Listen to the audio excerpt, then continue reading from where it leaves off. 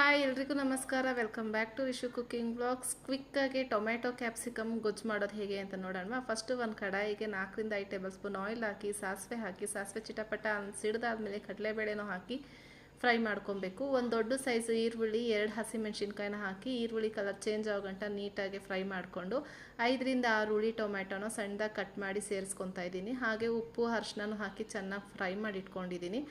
ದೊಡ್ಡ ಕ್ಯಾಪ್ಸಿಕಮ್ನು ಕಟ್ ಮಾಡಿ ಇಟ್ಕೊಂಡು ಟೊಮೆಟೊ ಎಲ್ಲ ಫುಲ್ ಸಾಫ್ಟ್ ಆದಮೇಲೆ 1 tablespoon chilli powder, 1 tablespoon ಧನಿಯಾ ಪೌಡರ್, 1/2 ಟೇಬಲ್ ಸ್ಪೂನ್ ಆಗೋಷ್ಟು ಗರಂ ಮಸಾಲನ ಹಾಕಿ ಚೆನ್ನಾಗಿ ಮಿಕ್ಸ್ ಮಾಡಬೇಕು. ಖಾರದ ಪುಡಿದೆಲ್ಲ ರಾಸ್ ಮೇಲೆ ಹೋಗೋ ಗಂಟ ನೀಟಾಗಿ ಮಿಕ್ಸ್ ಮಾಡಿ ಕಟ್ ಮಾಡಿರೋಂತಹ ಕ್ಯಾಪ್ಸಿಕಮ್ನು ಸೇರಿಸ್ಕೊಂಡು ಚೆನ್ನಾಗಿ ಮಿಕ್ಸ್ ಮಾಡಬೇಕು. ಕ್ಯಾಪ್ಸಿಕಮ್ಮಿಗೆ ಉಪ್ಪು ಖಾರ ಎಲ್ಲ ಹಿಡಿಯೋಷ್ಟು ಫ್ರೈ ಮಾಡಿ 1 ಗ್ಲಾಸ್ ನೀರು ಹಾಕಿ ಚೆನ್ನಾಗಿ ಕುದಿಸ್ಕೊಬೇಕು. ಕುದ್ದಾದ್ಮೇಲೆ ಚಪಾತಿ, ದೋಸೆ, ಇಡ್ಲಿಗೆಲ್ಲ ಸೂಪರಾಗಿ ರೆಡಿ ಆಗುತ್ತೆ ಟೊಮೆಟೊ ಕ್ಯಾಪ್ಸಿಕಮ್ ಕರಿ. ವಿಡಿಯೋ ಇಷ್ಟ ಆದರೆ ಲೈಕ್ ಮಾಡಿ.